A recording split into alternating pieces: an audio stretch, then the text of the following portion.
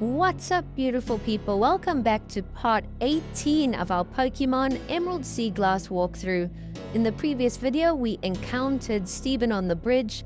He gave us the Devon Scope, which helps us to reveal the hidden Pokemon which were blocking our paths. We finally took on the next gym leader Winona and her flying type Pokemon, and earned another gym badge. In today's video, we're going to continue on exploring and hopefully reach the next town. There are a few cool items to pick up along the way, and there are some amazing Pokemon that you can find in these areas. We've just encountered a stronger leveled Pokemon, and it turns out it's a Meditite. It's a level 25 Meditite. We will try and catch it, but unfortunately we knocked it out in one shot. So our Rhyhorn really is getting pretty strong at the moment. I hope our Rhyhorn will evolve soon. I'm not sure what level it evolves into Rhydon, but I feel we are pretty close. We pick up a Hyper Potion and continue on, and we haven't headed east, so I think that's the path, Route 121, which we need to get to the next town. And we can't have that many gym battles left. I haven't checked how many badges we actually have, but I'm guessing around 6 or 7 already. So I'm not sure if there's a gym to take on in the next town, but we'll do some exploring.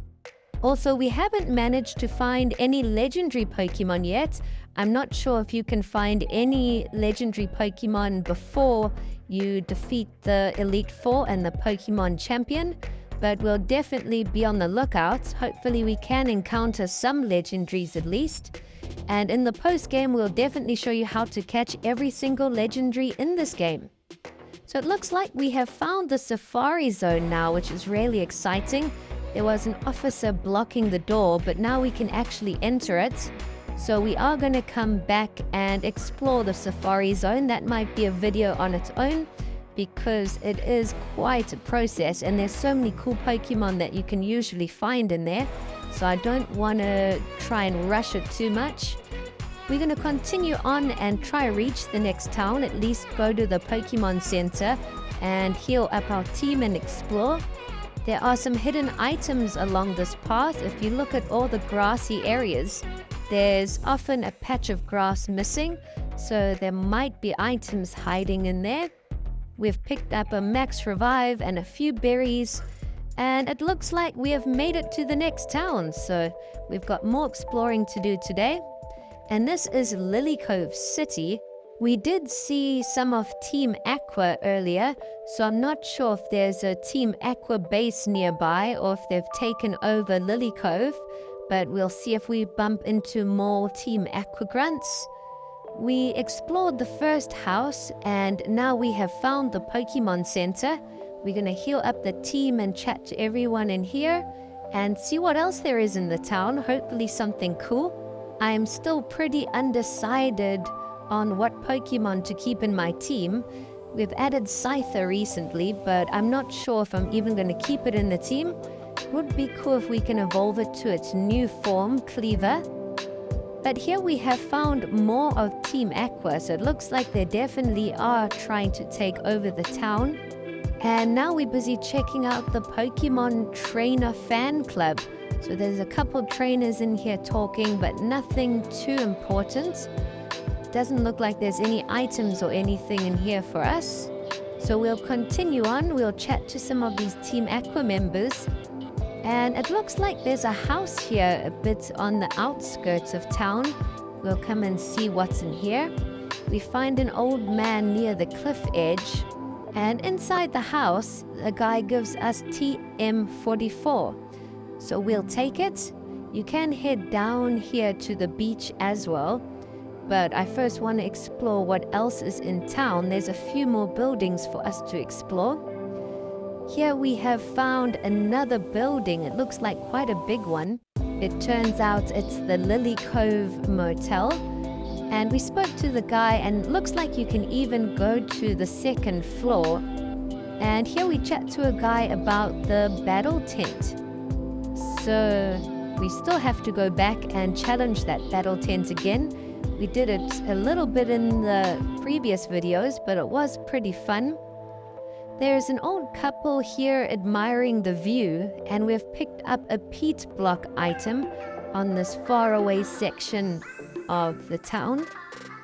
We have found another building. This might be the next little battle tent. But let's first continue exploring the rest of Lilycove. I think we're almost done. We've just entered a house with 4 kids and some parents. And this woman is a Pokeblocks expert, so she can give you some advice on Pokeblocks if you're interested in that. We chatted to her and now we've left and headed down south. It looks like this is the last little building in Lilycove. And here we've met a dodgy character. He said he can reset our highest score in that scuba safari in order to try get a top score if you pay him a bit of money. He's apparently that guy's brother or something. So I'm sure if you reset your score, you might get a better chance of hitting the high score. So we gave him a bit of money. I'm not sure if we're going to go back and do the scuba safari anytime soon or what the reward is if you do win it. But we'll go and give it a go a bit later on in the game. It was a lot of fun to check out the scuba safari. And now we make our way up the hill. It seems like this is the last area of Lilycove. There are 2 houses and we did see May outside of a big building. So we might have a rival May battle in today's episode, which will be pretty cool. I'm not sure what the big building is, but it did look like either a museum or a department store. And to the left, there is another huge building. I'm not sure what that building is either. But let's come and chat to May and see what she wants to do. Hopefully she wants to battle. We can test out our Pokemon and see how strong her team has gotten. So we're taking on May. She's got 4 Pokemon, and the first Pokemon she sends out is Tropius, level 36. It just one-shot my Rhyhorn. Rhyhorn is weak to grass-type attacks. But next up, we send out Combuskin, who's now got the upper hand. We hit it with a fire attack, do a fair amount of damage, but Tropius is an absolute beast. It almost knocks out my Combuskin in one shot. On the second turn, Tropius finishes off Combuskin, and now we're going to send out Scyther, who's also going to have an advantage against Tropius. We knock out Tropius finally. Our Scyther levels up to level 38. And now Trainer May is going to send out Swampert. Her Duat has evolved into its final evolution. And Swampert is level 39. So some of our Pokemon are a little under-leveled. We might have to do some training soon. We send out Ursaring next. And Ursaring one-shots her Pokemon. And there's 2 more left for us to defeat. We're halfway through. The next Pokemon May sends out is Ninetales, the OG original 151 Pokemon. Ninetales has always been a fan favorite. Our Ursaring is hanging in there. We're trying to hit it with our Bulldoze attack, and luckily we knock out Ninetales. It's down to the final Pokemon, which is Ludicolo, level 37. Ludicolo is a tricky one because it's a grass and water type Pokemon. So normally water-type Pokemon are weak against grass-type attacks, but because this one is dual-typed, it's a little bit more difficult than that. Our Ursaring gets knocked out, but we still got 2 Pokemon left. We send out our Slowking to try and finish it off. If we hit it with a Psychic attack, it might cause a decent amount of damage. Slowking is taking some heavy blows from the grass attacks, but we have finally knocked out Ludicolo. And that was a fun battle. May has gotten a lot stronger. If she had a full team of 6 Pokemon, we definitely would have lost that battle. Or if she just had 1 more Pokemon. So for 4 Pokemon, she is quite a beast. But she's going to head off on her next adventure. And it turns out this building is the department store.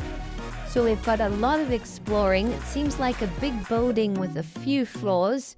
And it's amazing when you reach this part of the game where you can actually buy a lot of the items that you need. So let's see what's all on sale. You can buy your standard items, your potions and revives. There's also a few different types of mail to buy. And here's all your Pokeballs and things. So the standard items pretty much on the first floor. On the third floor, we'll chat to everyone in here first and then see what they're selling. You can buy your proteins, carbs, all the things to boost your Pokemon's stats, as well as X speed and all the boosts for battles. The next floor is the fourth floor, and let's see what they're selling here. Usually they sell some TMs, and yes, you can buy a couple TMs. It seems like both of the salespeople sell different TMs. We've made it up to the next floor, where here you can buy some things for your little hideout. You can buy some decorations and things, some posters, a lot of things for your hideout. And on the other desk, it looks like they sell more things for your hideout, so you can really decorate your place like crazy. There's a lot of items for that. I am surprised no one has sold firestones and waterstones and things like that. But we make it to the rooftop. There's a couple guys here and a vending machine. So you can come and chat to them and buy a few items from the vending machine. We're just buying one of each in case we need them later on in the game. And now we're going to head back down. We have explored the entire department store. The TMs are pretty useful, but otherwise nothing too exciting. We will continue exploring in the next one. Thanks for watching.